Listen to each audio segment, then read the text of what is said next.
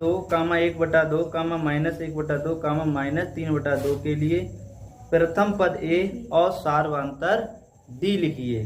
तो देखो समांतर श्रेणियों में सबसे पहले सूत्र मालूम होना चाहिए, ठीक है। तो हम सूत्र लिख रहे हैं। नंबर 1 सूत्र जो होता है वो होता है ए एन बराबर ए प्लस एन माइनस 1 गुणे डी। ये सूत्र होता है, ये समझो ये सूत्र होता है समांतर श्रेणी की रीढ़ होती है। इस सूत्र से लगभग जो होते हैं 90% सवाल जितने समांतर श्रेणी के हैं वो इसी से सोल्व होते हैं।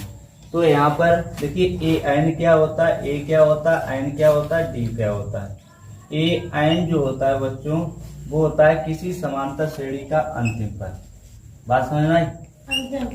अंतिम पद, किसी समांतर श्रेणी का अंतिम पद जो होता है वो ए एन होता है। ए होता है वो क्या होता है, किसी समांतर श्रेणी का प्रथम पद होता है। प्रथम पद होता है उसमें क्या कहते हैं, ए। एन जो होता है वो क्या होता है, पदों की संख्या, पदों की संख्या। और डी जो होता है वो क्या होता है, सार अंतर होता है। क्या होता है, सार अंतर, ठीक है। ए एन होता है अंतिम पद, ए होता है प्रथम पद, एन होता है पदों की संख्या, डी होता है सार अंतर। इस सूत्र से अगर उसने मान लिया हमें ए एन डी का मान दे दिया, ए एन का मान पूछा तो इसी सूत्र से निकाल देंगे। अगर उसने ए का मान पूछा फिर भी इसे यही सूत्र लगाएंगे। अगर उसने एन का मान पदों की संख्या पूछी तो भी यही सूत्र लगाएंगे। अगर उसने डी का मान पूछा तो भी यही सूत्र लगाएंगे। मतलब ये सूत्र जो है 4 मान निकालने में लगता है।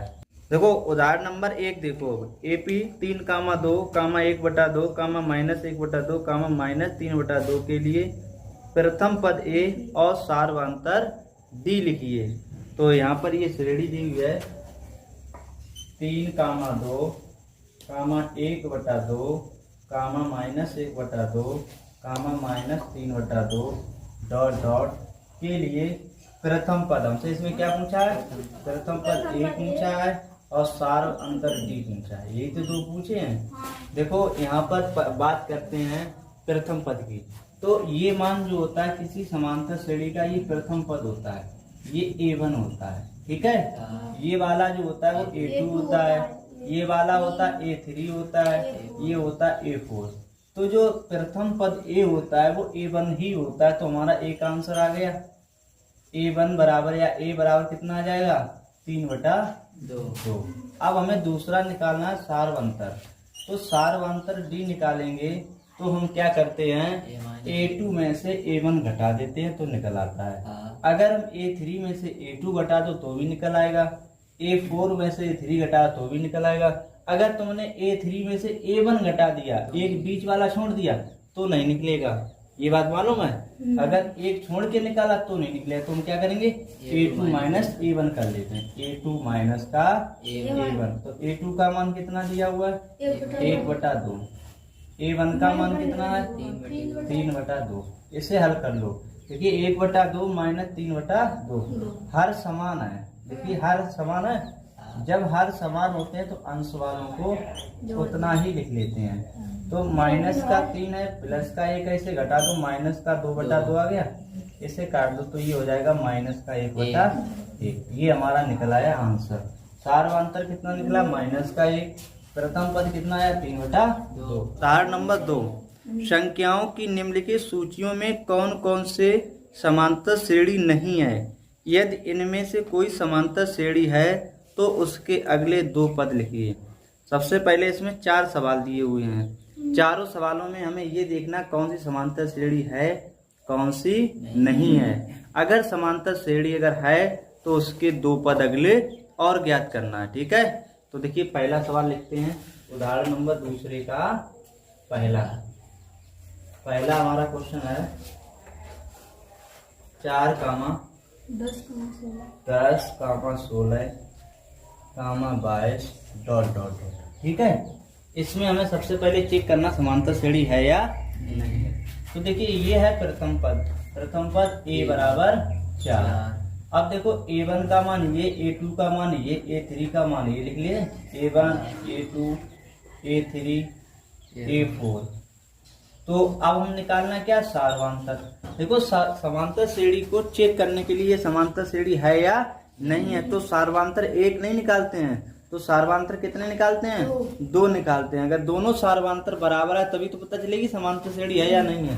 तो हम क्या लिखेंगे, D1 बराबर A2 minus A1, A2 minus का A1 घटाओ A2 का मान 10, A1 का मान 4, तो यहाँ पे बचेगा 6। ठीक है, अब निकाल लो दूसरा सार्वंतर निकाल लो D2। तो D2 क्या करेंगे, A3 में से A2 हटा दो, तो A3 माइनस A2, तो A3 का मान 16, A2 का मान 10, तो इसे घटाओ कितना हो जाएगा, ये 6। अब देखो दोनों सार्वंतर हमारे समान आ गए, D1 का भी मान 6 आया, D2 का भी मान 6 आया, तो हम कह सकते हैं ये हमारी समांतर श्रेणी है। अगर समांतर श्रेणी है तो हमें अगले 2 पद और ज्ञात करने हैं। तो देखो कितने पद हमें दे दिए, 1 2 3 4, तो अगले पद हमें कौन सा ज्ञात करना है, 5वां और 6वां। तो हम कैसे ज्ञात करेंगे, 5वें के लिए क्या होता है, A5 में निकालना है। तो देखो A5 निकालना है तो क्या सूत्र हो जाता है, A प्लस के 4D, A प्लस का 4D होता कैसे, ये दिखाएं। अच्छा, A5 का मान जो है A प्लस 4D होता कैसे है, देखिए ऐसे होता है, जैसे हमारा सूत्र होता है AN बराबर A प्लस n माइनस 1 गुणे D, यही तो सूत्र होता है। अब देखो यहाँ पे AN होता ना, n का मान 5 है, तो यहाँ पर n बराबर 5 लगा दो इस सूत्र में, लगाओ। तो A5 बराबर A, n की जगह 5 लगा दिया, -1 गुणे D।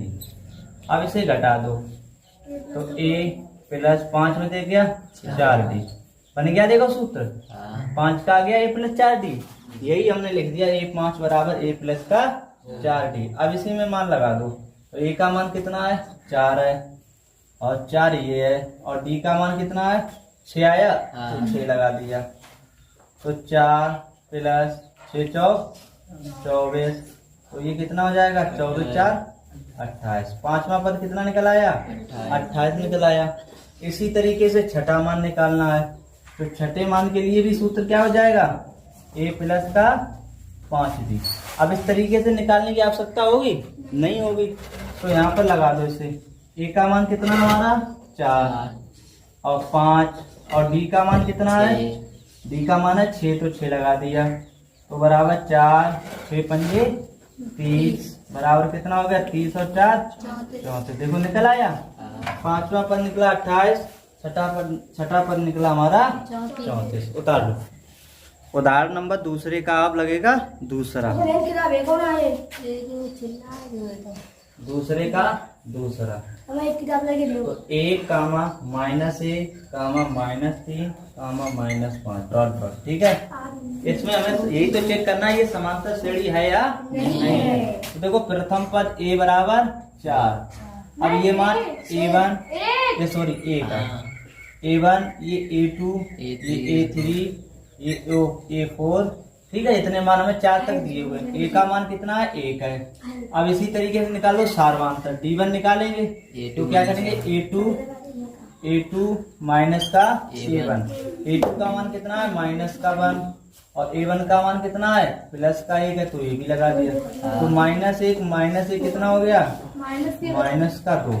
प्रथम हमारा सार्वंतर जो निकल के आया वो -2 आया। इसी तरीके से दूसरा सार्वंतर निकालो D2, तो क्या करेंगे, अभी तक हमने A2 माइनस A1 किया, अब A3 minus A2, A3 minus का A2, तो A3 का मान दिया -3, माइनस लगा दिया। A2 का मान कितना है, -1 है, -1। अब यहाँ पर देखिए -3 है, माइनस और माइनस कैसा हो जाएगा, प्लस का 1 हो जाएगा। -3 में से प्लस का 1 घटा तो कितना आ जाएगा, -2।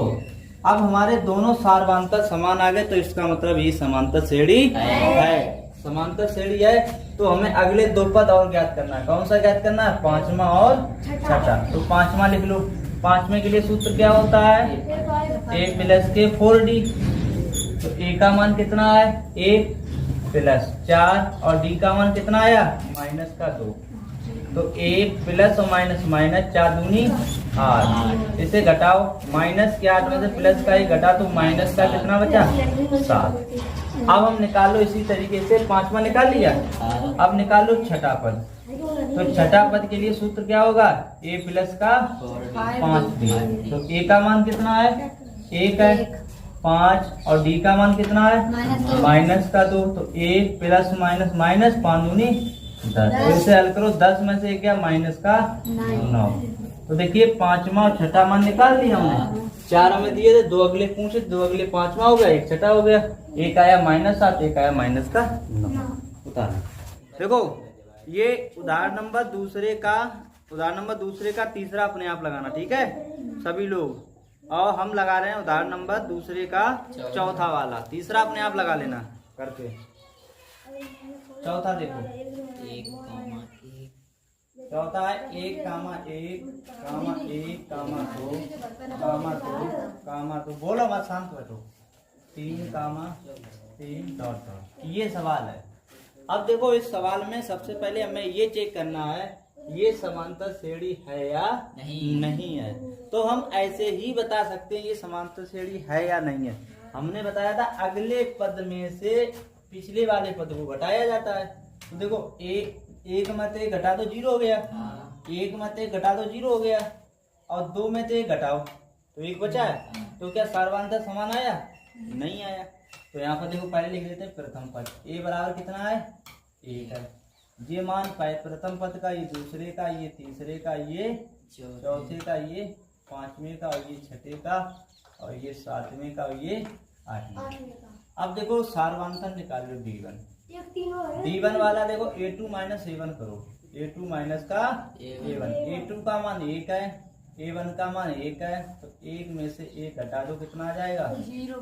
तो पहला हमारा सार्वधातुक कितना आ गया 0। अब दूसरा सार्वधातुक निकाल लो d2। अब घटा लो a4 में से a3 घटा लो, तो a4 का मान कितना है 2, a3 का मान कितना है 1। तो 2 में से 1 घटाया तो कितना आ गया 1। दोनों सार्वधातुक क्या हमारे बराबर आए, नहीं आए। जब दोनों सार्वधातुक बराबर नहीं है तो हम कह सकते हैं अतः ये समांतर श्रेणी नहीं है। तो यहाँ लिखेंगे अतः ये समांतर श्रेणी नहीं है। चलो उतार लो ये सवाल।